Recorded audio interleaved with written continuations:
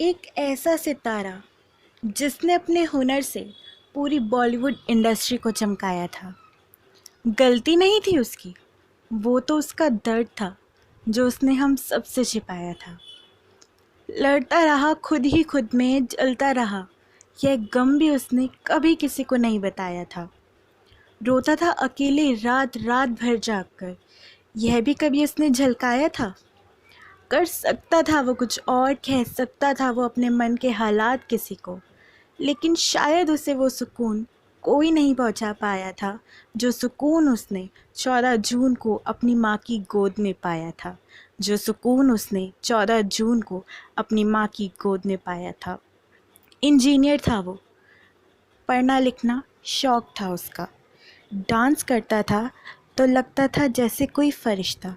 चला गया हम सबसे दूर वो, जोड़ने वो अधूरा 18 साल पहले वाला रिश्ता। उगता सूरज था वो, सितारों का शौक था उसे। बनकर एक सितारा वो खुद ही आकाश में चला गया। आज पहली बार मैंने ऐसा नज़ारा देखा। रूह भी तड़पी थी मेरी जब मैंने एक उगते सूरज को सितारे में बदलता देखा। सपने 50 थे उसके, लेकिन पूरा सिर्फ 12 कर पाया। सपने 50 थे उसके, लेकिन पूरे सिर्फ 12 कर पाया। आज फिर 18 साल बाद उसने चैन का सुकून अपनी माँ की गोद में ही पाया। आज फिर 18 साल बाद चैन का सुकून अपनी माँ की गोद में ही पाया।